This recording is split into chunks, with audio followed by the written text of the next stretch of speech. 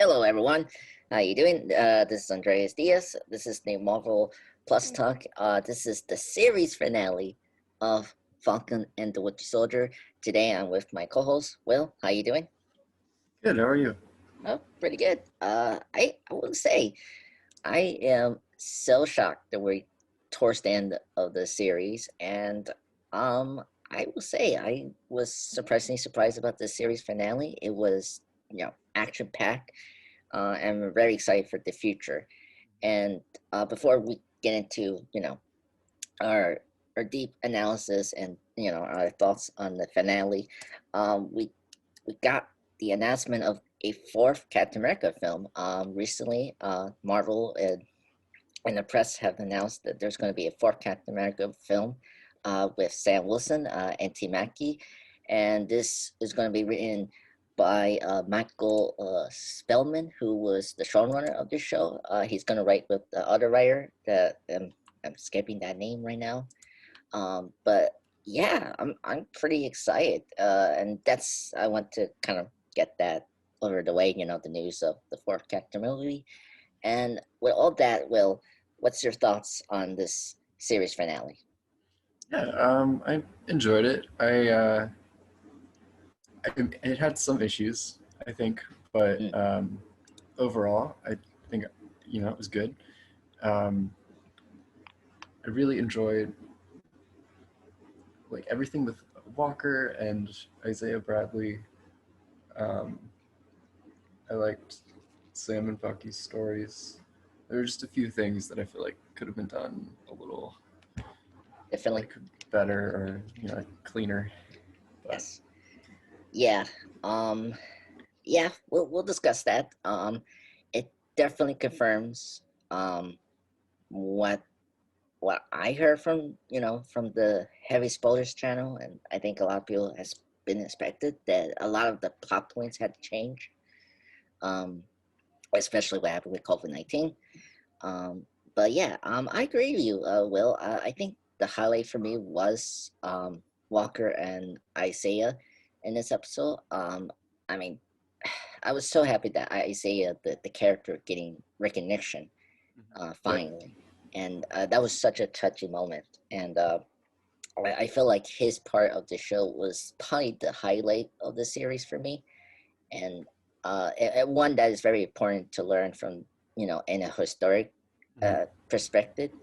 Like of these these the black soldiers and the African American culture now not gaining recognition in these historic events, and just seeing this in the superhero show is very aspiring and very touching, and yeah, that moment was really just I was very happy for Isaiah to get like this just recognition finally what he done in the war. It's really great, and I think Walker, he's probably my favorite character of the MCU. I'm very Really? excited. Yeah, I'm very excited Okay. where I'm sorry.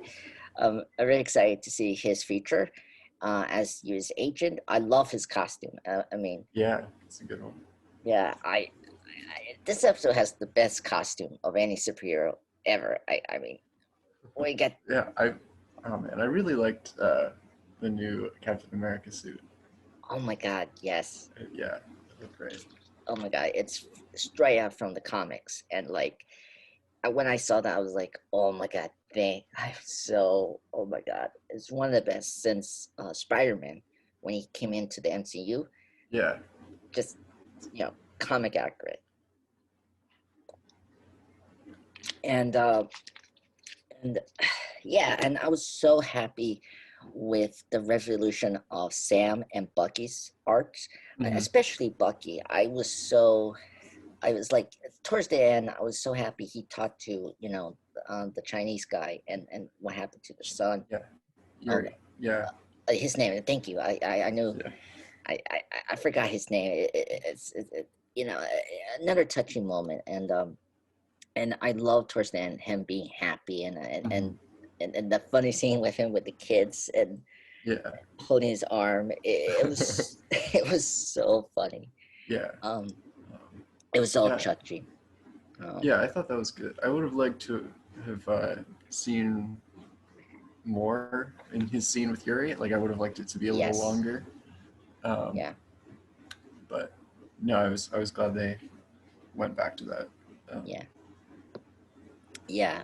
Oh, and I like how he gave the notebook to his therapist and like he completed the book, Yeah. and that was really good. And I also agree with you, Will, about like having a moment. I thought he was going to talk to the girl in that shop, and Hmm. and it was kind of weird. Like he was just staring just at the um the old man, and Yeah. that's yeah. But I mean, I it think makes yeah, I think he was just seeing that the old man had been able to like move on, yeah, um, and then yeah, yeah, but yeah. Yeah, that was interesting. And then of course Sam becoming the new Captain America. Let's kind of go in that and like we want to start with Sam, like towards the end or like just him as Captain America. What do you think? and I think I really like him as Captain America. I think that was Yeah, a great choice. I really liked the speech that he gave to the GRC toward the yes, end of the episode. I think that like proved why he was a good choice to take up the mantle. yeah. Yeah. I think this show convinced me that he was Captain America. Mhm. And because there's so many like Captain America replacements in the comics, and honestly, Bucky and Sam became Captain America in the comics, and it was interesting that in the MCU they chose Sam over Bucky, but then it kind of makes sense overall because Bucky, I I don't think it's kind of like the Jason Todd in the Batman comics. I don't I don't get why Jason is in the Bat family because he used excessive force and like he uses guns, which is something that Batman doesn't go with. I mean, he doesn't like guns, because of if you know the Batman's origin with his his parents and the mugger, stuff like that. And I always felt weird why he became the Red Hood and why he's part of that. Here, I like how Marvel Studios is saying that okay, Bucky is the Winter Soldier. He has to accept the actions he did when he was under the influence of Hydra. But he can change that and become a better man, kind of like X-Men First Class with Xavier and Magneto, how, Charles was saying, like, you can be a better man. And I think that's what Bucky's trying to do. Yeah, So, and I feel like here, I like how Sam is the right person in a very unique way. He's not a superhuman, he's just a normal person that has the same values as Captain America, but in, more modern context. No. mhm. Yeah, yeah. I think he also was ready to take up the mantle. I mean, we saw him become truly ready throughout the series, but like I don't think Bucky um, is like at the same place No, no, emotionally or mentally where he like could handle the pressure of being Captain America. So no, no. Um, yeah, because he was very supportive of like Sam like becoming Captain America, and yeah, and and the whole series he was questioning why he gave up the shield, and like and as we talked about last week about him and and Steve not thinking about the racial issues that could arise, but in mhm. this episode I was shocked that never came up with Captain America. It it was there, but like it was in a different context with a certain person, and so but yeah, it was very interesting. And I like how like Sam was using the shield.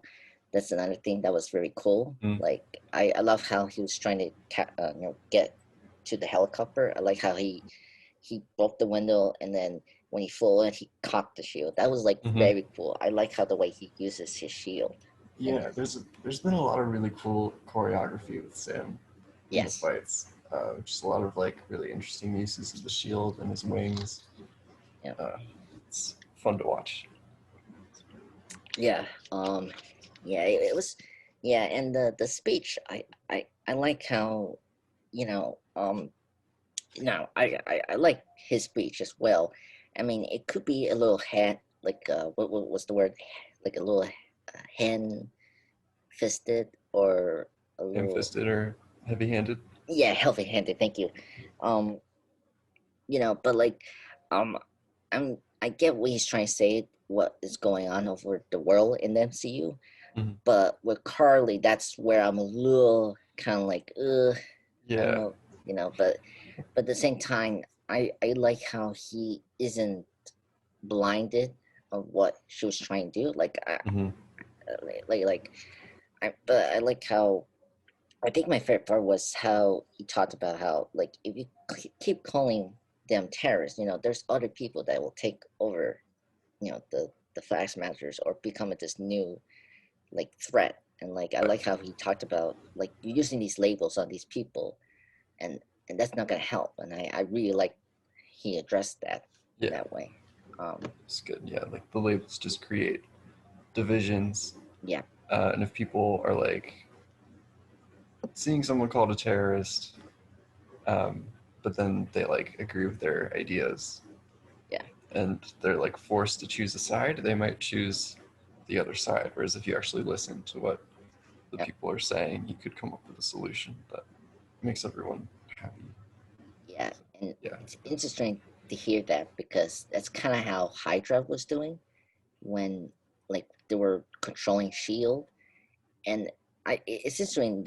I didn't mention the title of this episode. It's called One World and One People, and it the like it's interesting how these flash measures like provoke somewhat similar to the Hydra thing, but instead of Hydra, using fear like to control people as they were trying to do, and under Shield's, like being disguised as Shield, it's interesting how the Flash Masters are doing kind of like the Bane from Dark Knight Rises. They were trying to provoke this idea of hope, and then and they were like these Robin Hood type of people, trying to help the people that came, there were during the 5 year blip Mhm. when those others were, no longer there for those 5 years. And it was interesting to hear, and the one where one people is the moniker of you know the flag smashers when they say they're one world, one people, every time before they start doing their missions. And it's kind of like the same thing with like when Resco say, uh, cut out one head, two more, um, was it start? cut off one head, two Yeah, more will take its place. yes, it's interesting. Like it's almost like paralleling that, like how Hydra, like Resco and like Sola was like provoking these people under like controlling these people under their wings. So it's all that interesting. But I guess now we're talking about the Flash Smashers. Well, I mean, what do you think about the Flash Smashers in this episode? I, um, Oh man, they. I, I was very disappointed with the Flag Smashers as a yeah. villain or like as an antagonistic force. They were just Um, not that interesting. Their motives didn't make a lot of sense. yeah. Uh, Um, yeah. It felt very generic, and I just I don't like I kind of get what they're trying to do, but like yeah, it's not there in the right. screen. Yeah, I, I agree. I I see what they were trying to do. They were trying to make them like sympathetic, but they went too far, and yeah, I just there was never a moment where I really like sympathized with them at all. no, So it felt unearned. yeah, yeah, and and just for me, I in this episode they mentioned the vote, right? Hmm. And I think that we need to. I feel like that shouldn't be more on the front, the front of the whole series. Hmm. And like I didn't understand the vote. Like I understand what they were talking about. Yeah. I I just It's- didn't.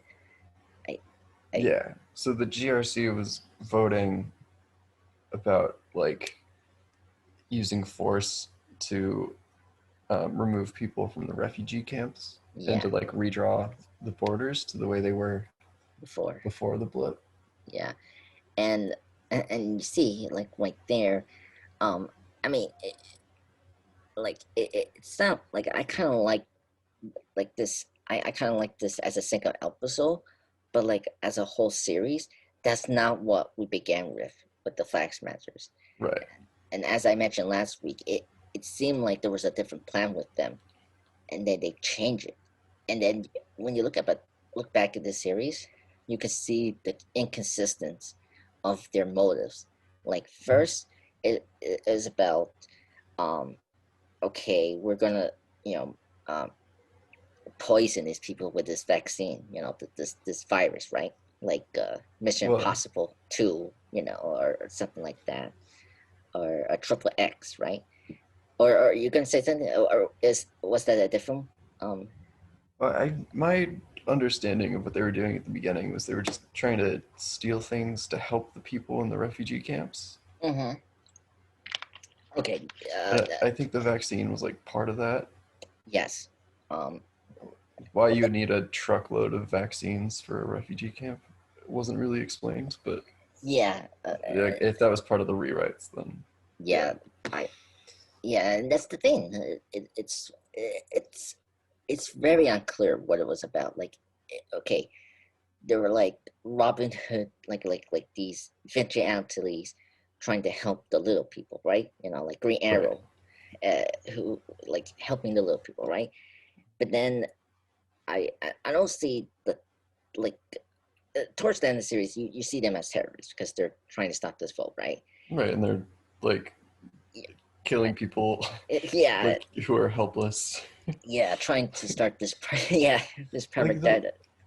I there was a point in the episode where she tells them to light that truck full of the GRC council members on Yes, fire just as a distraction for Bucky. And then later we're supposed to be like, oh no, Carly's dying. Like she could have been saved. Like she yeah, no. She I was a monster. I know it's crazy. There's like completely like tone whiplash, Yeah. and the story point. And it's like I I don't get that. Like, yeah, that's the weakest part about the series is them. Um, I yeah, it's crazy, and like her mom dying. Like, I see Yeah. it, and that's where the virus I'm bringing up. That's like why they're using the virus is because of the mom. Like something happened with her. Like, Well, um, she died of like tuberculosis or yeah. Well, something. um, okay. Last Friday, um, watching the video that I've been mentioning, Heavy Mm-hmm. Spoilers, the YouTube channel, he's saying there was they cut this in the story. So the reason that the Flaxmasters, like, so the main story point was the reason they're going to steal the vaccine, or like use this like virus weapon is because, like, in real life, if one of these radical groups attack them, attack this one village to test out this chemical weapon, you know so that's what happened to Carly's mom, that she was infected by this virus, but with some attack. And so they formed this and they used this weapon against the GRC or whatever was the main target. Okay. And that's why we get that mention of the mom. But because you're right. Because I was about dying with this disease, but in reality, that was part of this main like story point that was cut Okay. out. Yeah, they did mention that people got sick with whatever she died from a lot in the refugee camps. I remember them saying that in that Yeah, episode. Um, and and then in this episode, when the Flag Smashers like broke into the GRC, they threw that smoke bomb in, and everyone started coughing. I could see that being like, yes, yeah, or Sharon doing that to the other guy, like, yeah. yeah, Oh, that was rough. yeah. Oh, and Sharon is yeah, that was a mess.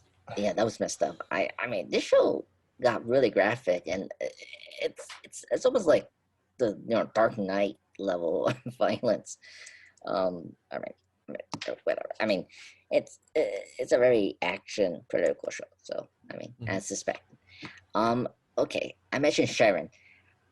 Another like point of storyline that I did not believe they did this. Like I Yeah, uh, is the pirate broker, and I. Uh, what's your thoughts on this reveal of? I I don't get what they want to do with Sharon because Yeah, this is so different from who she was in the two Captain America movies that she was in. And it's fine if they want to do something different with her because it felt like they didn't know what they wanted to do with her in the movies. no, yeah, But this is just so out of left field. Um, and what was her plan? Like, why would she lead if she was making the serum? Why would mhm. she lead Sam and Bucky to the scientist that Well, was making the serum? Like, I yeah, it's very weird.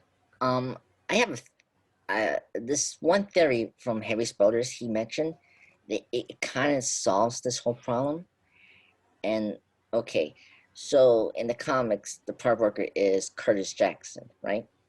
And we have the mid credit scene of her talking to someone in the phone about how she's gonna get access, of technology and stuff, and yeah. typical fashion of double trusting your country, right?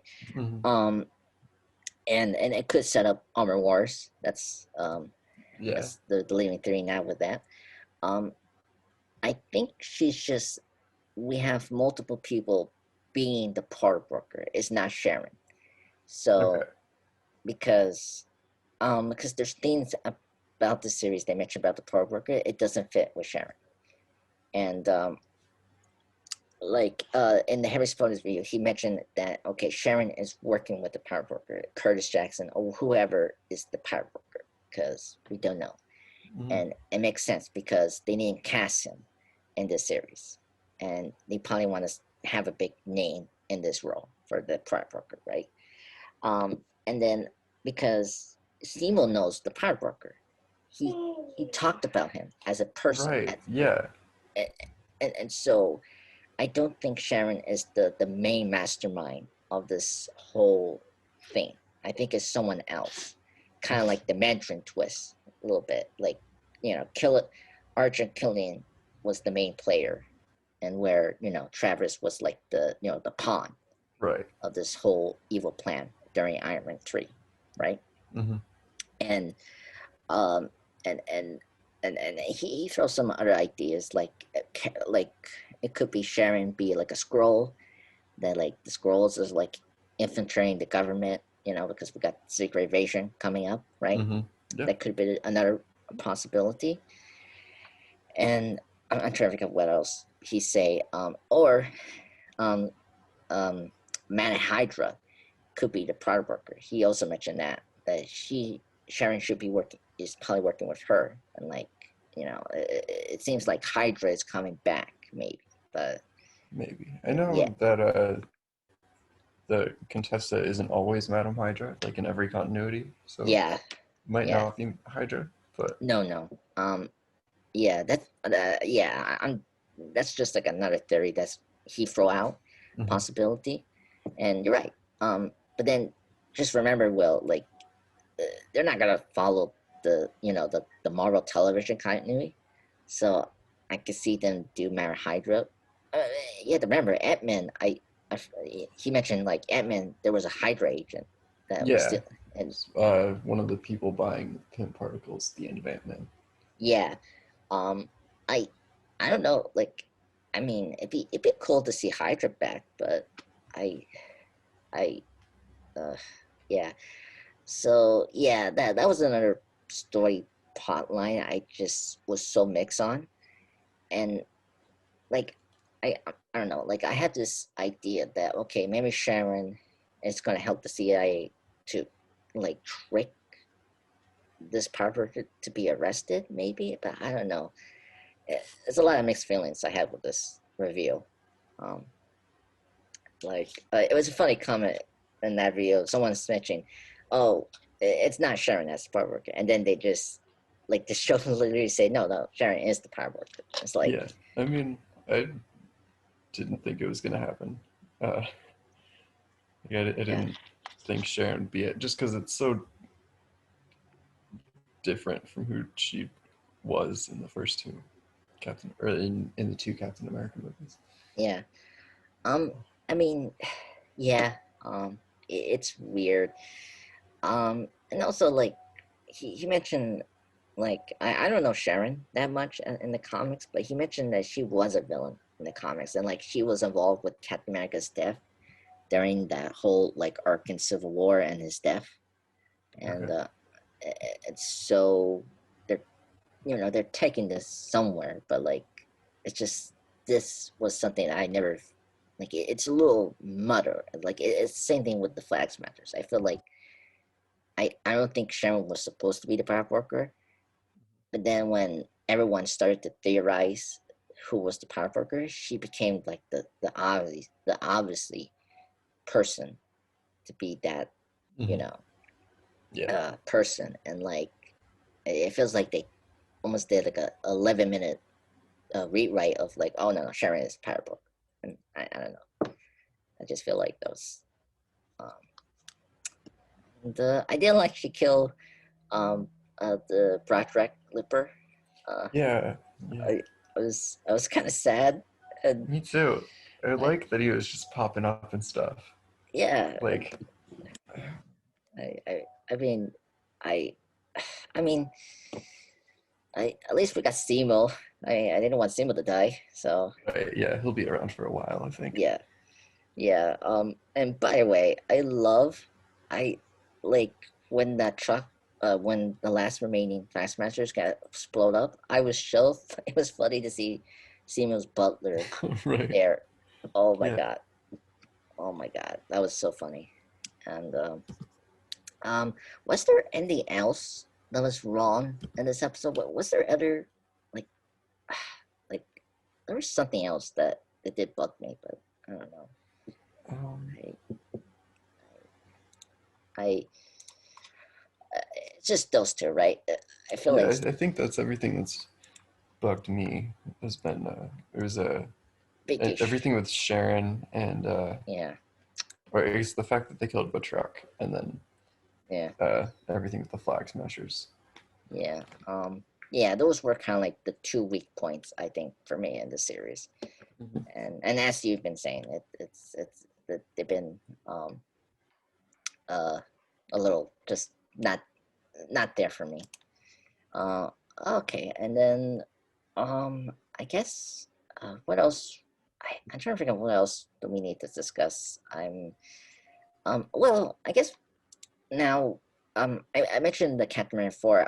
Did you hear that on Friday? Will when Yeah, I did see that, um and I'm very excited for it. yeah I'm very curious. Um,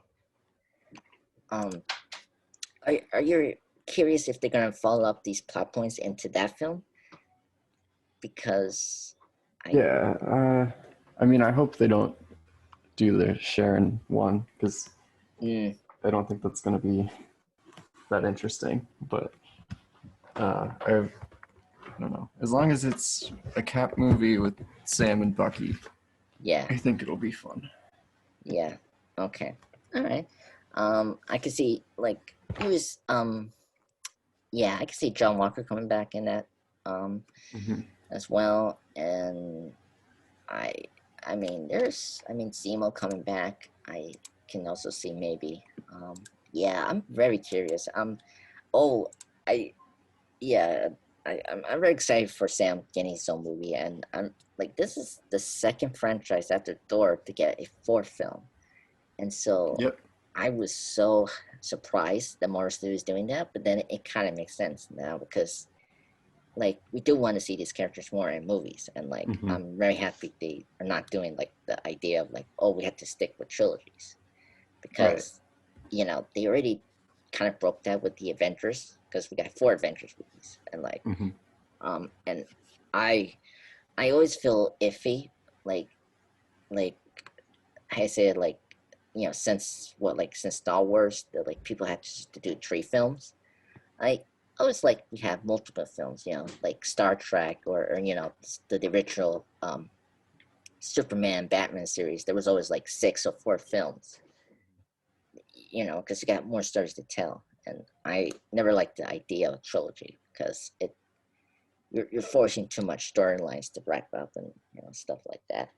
So I'm very happy they're going, not like limited to this trilogy. We can make more movies. It's just I like the Marvels is thinking clearly on who should have more films to tell. Uh, I mean, Thor needs one because he needs a proper trilogy. I mean, and I mean, Captain America trilogy is the best one in the MCU, and so I was sad that it was going to be stopped with Chris Evans, but I'm very excited for you know, like Sam and Tim Mackie to continue on, and I like that. Yeah. Um, and it was cool to see them change the title from the Falcon and the Soldier to Captain America and the Winter Soldier. I love that. Hmm. I love that transition towards the end, and so that was very cool. Um, Other things that we had to mention. I think that's it. I think we covered everything. So, Will, last thoughts. Overall, what's your opinion on this series? Is it your favorite series after WandaVision, or like WandaVision is still your favorite? Like, WandaVision's definitely still my favorite. It just okay, really nailed my niche interests. So yeah, WandaVision was felt like it was tailor made for me. But mm, I think Falcon and the Winter Soldier is still really good. There were some parts that were a little muddled, but I think on the whole, mm, uh, it's a good show. okay, that's cool. Yeah, I agree. I think I still like WandaVision. I feel like because this show was more plot driven, and I think WandaVision was more like a character driven show Right. because I feel like WandaVision like tackle some stuff that was interesting. It was about grief, and death, and and it was like interesting how they handled that and like using this like sitcom, and it fleshed out more Wanda, like you Hmm. know, and I knew Sam and Bucky, like because the movies show personality and ticks about them.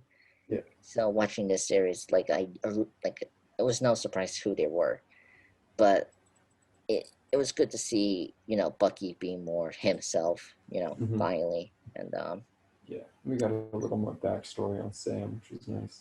yes, Yeah. um, Um, yeah, I like that as well. I really, my favorite part of Falcon and the Winter Soldier, I think, was actually Walker. Yes, So I, yes, I he was so nuanced, and Wyatt Russell did such a good job at bringing that to life. It was just a really interesting character to watch. yeah, very complex one. I was shocked that and that this is where I really liked him was this episode. I First off, I love Bucky chasing John Walker, and like when Walker calling was it Lincoln, Lincoln, or yeah, yeah, and it's like like Bucky say he was fine with the quote, but he wasn't fine with him saying it. It was so funny. right, And, oh my god! And then my favorite moment was Walker saving the truck instead of chasing Carly, and I like yeah, that was a good yeah like redemptive moment. yeah, and Yeah. and I like how Sam acknowledged Walker, and Hmm. like he approved him, and when he was walking, um, walking towards Bucky towards the end of the speech, Yeah, um, like that was a cool moment, and yeah, I agree. He was the big surprise of this series. It was him, yeah, for definitely, sure. and Simo. No one can forget his dance. uh, yeah, I will say, you say Walker was the big surprise for you. For me, I think it was Simo. Um, for the longest time, I saw the potential of Simo, and this series totally show you the potential of Simo as a Mm-hmm. villain, and Yeah. I I love that. And Daniel Bruet, the actor, was Mm-hmm. incredible in this series, and Yeah. I Exactly. yeah, and I feel like he brought depth and just charisma Mm-hmm. in this series, and so I feel like he did everything right, and I like that. Um, anyway, so, Will, thank you so much for joining me for this 6 weeks. Yeah. Thank you So, for having me. yeah, and Will, are you think next Sunday you and I can discuss more Captain America? This year is his anniversary. Do you like to talk about like just your favorite character of Captain America, like what you like about him? You want to do that, to kind of break away with the whole movie and TV discussion. Sure, we Uh, could do that. yeah, because his anniversary, I want to kind of separate that. So I want to kind of do some character spotlight, and I feel like Captain America will be the first to do that. So Okay, cool. yeah. So thank you everyone for listening to the Marvel Plus talk on the series finale of Falcon and Winter Soldier. Me and Will be back on next Sunday to do a character spotlight on Captain America, Steve Rogers. Have a nice day.